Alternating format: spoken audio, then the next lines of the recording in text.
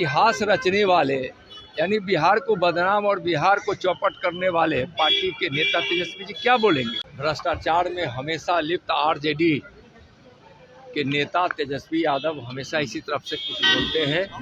2025 का चुनाव भी हम माननीय मुख्यमंत्री नीतीश कुमार जी के नेतृत्व में लड़ेंगे।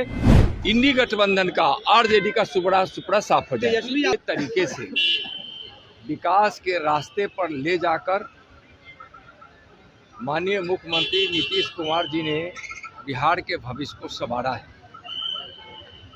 जंगल राज से मुक्ति उन्होंने दिलाई है। नमस्कार, आप देख रहे हैं न्यूज पीआर और मैं हूं आपके साथ ज्योति सिन्हा। देखिए, जिस तरीके से अब बिहार विधानसभा चुनाव 2025 को लेकर के तैयारियां जो है वो शुरू हो चुकी हैं। ऐसे में बीजेपी एनडीए की अगर बात करें, एनडीए की बैठक भी हो चुकी है और एनडीए ने ये साफ तौर पर सोच लिया है कि इस बार किसके नेतृत्व में चुनाव लड़ा जाना है। बता दें कि इस लेकर के नित्यानंद राय ने जवाब दिया है, बता दिया है कि इस बार भी मुख्यमंत्री नीतीश कुमार के नेतृत्व में ही चुनाव लड़ा जाएगा। तो दूसरी ओर तेजस्वी यादव पर जमकर नित्यानंद राय तंज कसते नजर आ रहे हैं। एक और जहां नित्यानंद राय तेजस्वी यादव को ये बोलते नजर आ रही हैं कि जो खुद भ्रष्टाचार में संलिप्त हो, आरजेडी पार्टी जो खुद भ्रष्टाचार में संलिप्त हो, वो क्या सवाल करेगी, क्या कुछ कह रहे हैं नित्यानंद राय, सुनिए। चला रहे हैं, मिस्टर चला रहे हैं। देखिए, वो परिवारवादी पार्टी के लोग को ऐसे ही लगता है। भ्रष्टाचार में हमेशा लिप्त आरजेडी के नेता तेजस्वी यादव हमेशा इसी तरफ से कुछ बोलते हैं। बिहार को बहुत अच्छे तरीके से विकास के रास्ते पर ले जाकर माननीय मुख्यमंत्री नीतीश कुमार जी ने बिहार के भविष्य को संवारा है। जंगल राज से मुक्ति उन्होंने दिलाई है। विधि व्यवस्था को स्थापित उन्होंने किया है। आज बिहार में उद्योग धंधे भी लग रहे हैं, सड़कें अच्छी है, बिजली घर घर तक पहुंची है और बिजली पर्याप्त मात्रा में लोगों को मिल भी रहा है। आज स्वास्थ्य की उत्तम व्यवस्था की गई है।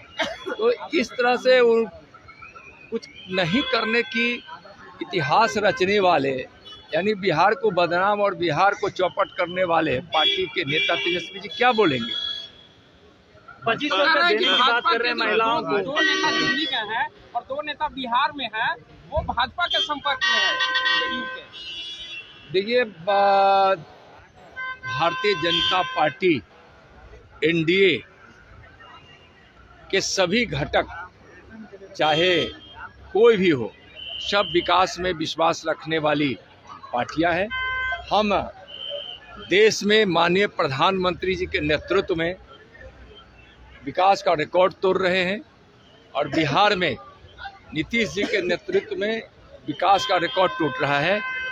2025 का चुनाव भी हम माननीय मुख्यमंत्री नीतीश कुमार जी के नेतृत्व में लड़ेंगे और शानदार सफलता भी प्राप्त करेंगे।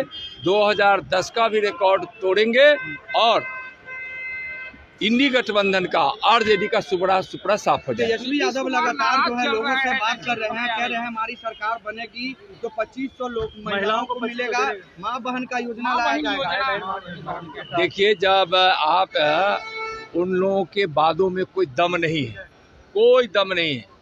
15 वर्षों तक जो शासन करने का मौका उनके परिवार को, उनके पिताजी को, उनके माताजी को मिला था और तो उन्होंने क्या किया, बिहार को बदनाम किया, चौपट किया और बिहार को अंधेरे की ओर ले गए।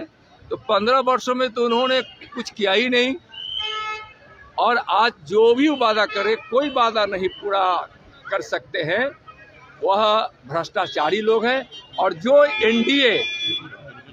एनडीए वादा करेगी, उस संपूर्ण वादा को पूरा पहले भी की है और आगे भी करेगी, किया है। और कांग्रेस हमेशा अंबेडकर जी को अपमानित ही करने का काम की है। कांग्रेस ने अंबेडकर जी की भावनाएं जो संविधान में निहित है, उसका भी हमेशा अपमान ही की है। कांग्रेस 3 बार उनको चुनाव नहीं जीतने दी। कांग्रेस के नेता प्रचार में जाकर उनको चुनाव हराने का काम की, हमेशा अपमानित की, जिसके कारण उनको हमेशा अपमानित महसूस हुआ और उन्होंने इस्तीफा भी दिया था। बाबा साहब भीमराव अंबेडकर जी हमेशा दलित वंचित पिछड़ों के हक की बात करते रहे और संविधान की मूल भावनाओं में उसको उन्होंने निहित किया। हमारे अनुसूचित जाति और जनजाति भाइयों के साथ तो कांग्रेस हमेशा मजाक ही करती रही, उनके भविष्य की भी चिंता नहीं की। और माननीय नरेंद्र मोदी जी के नेतृत्व में आज देखिए कि दलित भाइयों बहनों को और अनुसूचित जनजाति के भाइयों बहनों को कितना सम्मान मिला है, कितने बड़े बड़े पद पर माननीय प्रधानमंत्री जी ने उनको पहुंचाया है और उनको सम्मानित किया है।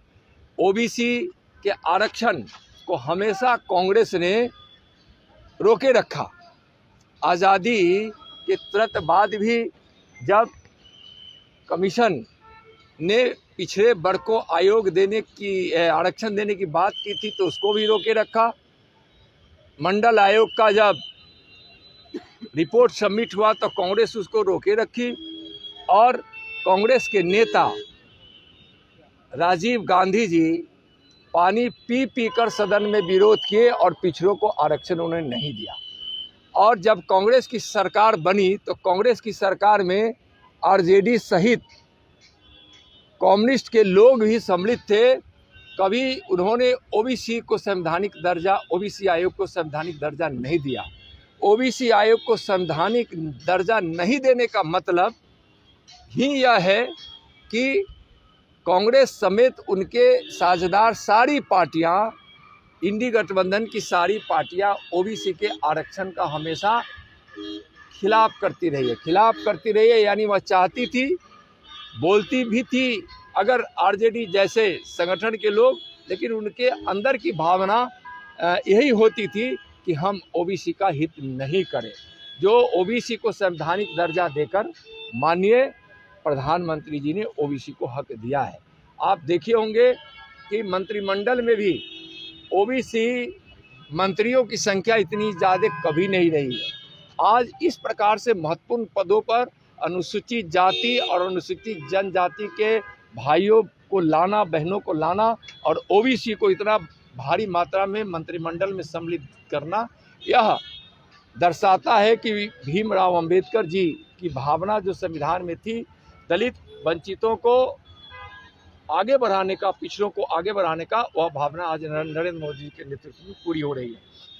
कांग्रेस को तो मोह ही नहीं है कि वह बाबा साहब अंबेडकर के विषय में कुछ बोले, जिसने सब दिन अपमानित किया, सदन में जाने से रोका। वह कांग्रेस आज इस तरह की बात कर रही है। कांग्रेस हमेशा झूठों की पार्टियां रही है, परिवारवादी पार्टी है और कांग्रेस हमेशा लोकतंत्र की हत्या करती रही है, गरीबों का मजाक उड़ाती रही है। गरीबी मिटाओ नारा देने वाली कांग्रेस कभी गरीबों के हित की चिंता नहीं की। लेकिन 10 वर्षों में माननीय प्रधानमंत्री जी के नेतृत्व में आज 25 करोड़ गरीब गरीबी रेखा से बाहर आए हैं। आज गरीबों की इतनी कल्याणकारी योजनाएं चल रही है, जिसके कारण आज दलितों में, पिछड़ों में, वंचितों में और सबों में जो माननीय प्रधानमंत्री जी के द्वारा किए गए कल्याणकारी और विकास के कार्य से जो उनके जीवन में जो खुशियां पहुंच रही है, इससे कांग्रेस, आरजेडी जैसी पार्टियां घबरा गई है और झूठी बातों को लेकर लोगों के बीच में भ्रम फैलाने के काम करने में लगी है। बाबा भीमराव अंबेडकर का हमेशा भारतीय जनता पार्टी सम्मान करती थी, कर भी रही है। आप सोचिए, सुना आपने किस तरीके से नित्यानंद राय ने तेजस्वी यादव पर जमकर निशाना साधा है, जमकर तंज कसा है। तेजस्वी के बयानों पर पलटवार करते नित्यानंद राय नजर आए हैं। जो भी अपडेट है वो लगातार हम आप तक पहुंचा रहे हैं। ऐसी खबरों के लिए बने रहिए न्यूज़ पीआर के साथ।